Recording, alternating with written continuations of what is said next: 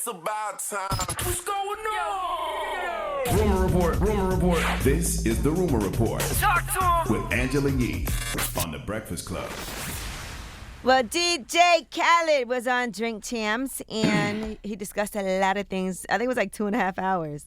But one thing he talked about was potential verses and how he would smoke anyone. Anybody's ever asked me that, I always said that. I'm not never backing down on that talk. But I'm saying, I'm not doing a verse. I got love for verses. I sound clash my whole life. I've been battling my whole life. Right. Trust me. Right. You know, I'm at a point right now, you know, I'm blessed. Right. You blessed. You blessed. We all blessed. But when it comes down to battle and verses and all that, I'm more of a fan of it because I used to sound clash my whole life. Right.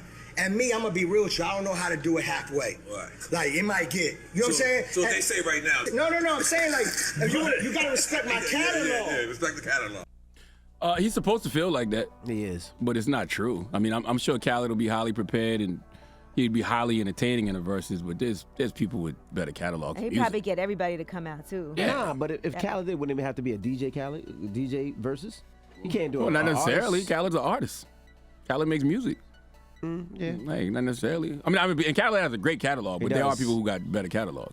20 songs for 20 songs. All right, now, he also talked about Kanye paying for a video.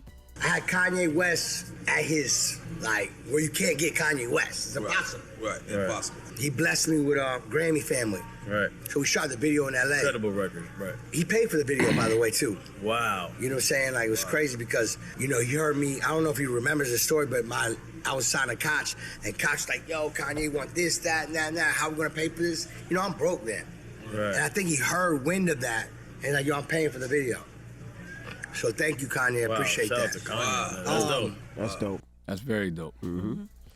All right, he also said that he had to chase down Bryson Tiller trying to get that collab, but I guess it was definitely worth it. We got a hit. I never forget. Riri changed the pitch of the record. When I sent her, so she changed the pitch to make it her. I already had Bryson Tiller on it. I go to Bryson Tiller's house in L.A. So now the music's pitched up. Right. So you got to cut your vocals over. Even me, I had to change my shit. Said, no problem. I'm calling Bryson Tiller. My album come out like in 2 weeks. He's not picking up the phone. I jump in my car. I drive to his house. He has a gate, flashing my lights, honking my horns, sending texts. Nobody's replying. You think I'm playing? One thing about me, anybody know me, I don't play no games. Bryson comes out, they open the gate. I was already climbing the gate. Think I'm playing? He probably really was. Call him. Climbing the gate. Dropping the clues bombs for Khaled. I believe him.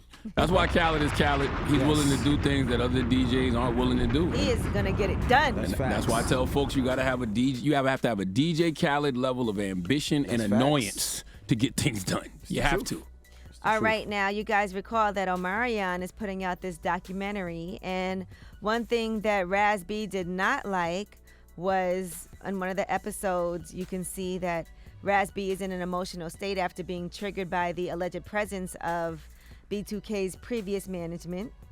And so he doesn't like the fact that that's chronicled in depth, and he posted, Raz B said, "I'm disgusted by these actions. Soon as the Lord gives me the words, I will be speaking on this.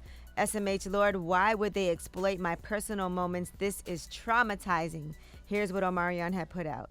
You can tell when someone's energy is they're agitated or they're moving around, and he wasn't focused, and then he was saying things, and I was just like, "Yo, what's good?" We find out that what triggered him, what agitated him, was that Boog wore a T-shirt that said, "I don't feel safe." That was clearly a reference to what Raz had said in New York. Raz B is officially off the tour. I don't feel safe because I feel like Chris Stokes is around. I wasn't really picking up that Boog was f***ing with his head like that. Why the f*** would you wear the shirt? Hey, get this shit together, man. Let me go. Yeah. Some people don't know. We love you. I know y'all do. I don't know how those guys are ever going to come back together after all they've been through. Yeah, I totally understand why. I totally understand why that would trigger Raz B, but I also wonder, just to look at it from another perspective, if Jay Boogs wasn't, what if he was wearing that shirt because he didn't feel safe either? I think they were trying to make fun of him because he said it previously, and then he had a shirt made that said that. So you're clearly picking at him, and I'm sure Raz B knows how he felt about that too. No, it wasn't like a solidarity thing. All right, well, that is your rumor report. All right, thank you, Miss Yee. The People's Choice Mix is up next. Get your request in. Don't move. It's the Breakfast Club. Good morning.